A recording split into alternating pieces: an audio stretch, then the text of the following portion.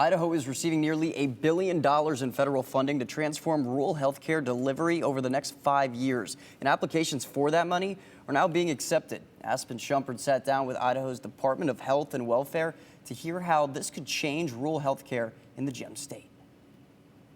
The director of Idaho's Department of Health and Welfare says this is a once-in-a-lifetime opportunity for Idaho to transform how rural health care is delivered. I'm excited that these funds could maybe even take us to the next level. Last summer, Congress set aside $50 billion as part of the One Big Beautiful Bill Act to revitalize rural health care across the country. But it's all about strengthening rural health care and really transforming the way that we deliver health care in our state. Idaho's share, nearly $1 billion distributed over 5 years, about $186 million per year. That amount may go up if our federal partners feel like we're making really good progress, but it can also get clawed back if we're not making enough progress towards our plan that we submitted. Juliet Sharon, the director of Idaho's Department of Health and Welfare, says Idaho's rural communities face real healthcare challenges. Long distances to specialists, limited emergency services, and one of the most difficult situations imaginable. We have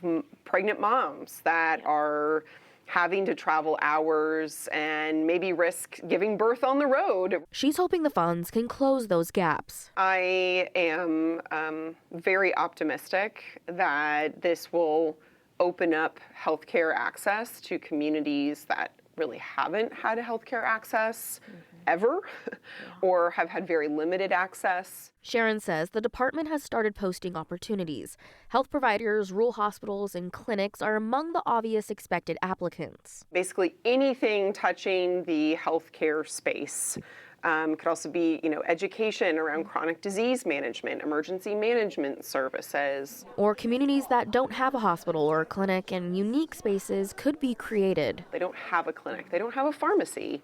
So that could be within a school-based setting. It could be in a library. It could be in a community center, church, or another community organization. But she says there's also a group of potential applicants that may not be obvious. It's also going to mean construction projects. It's going to mean we'll need electricians. We have a number of projects that will likely mean getting like old hospital buildings up to electrical code, plumbing.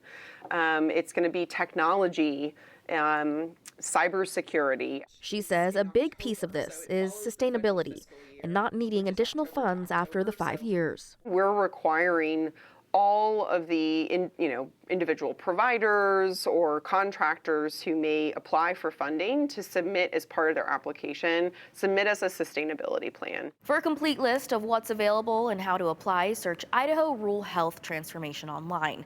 The department is updating its website every week with a full list of what will be available in the first year already posted. It says more opportunities will be rolling out in the coming weeks, months, and years.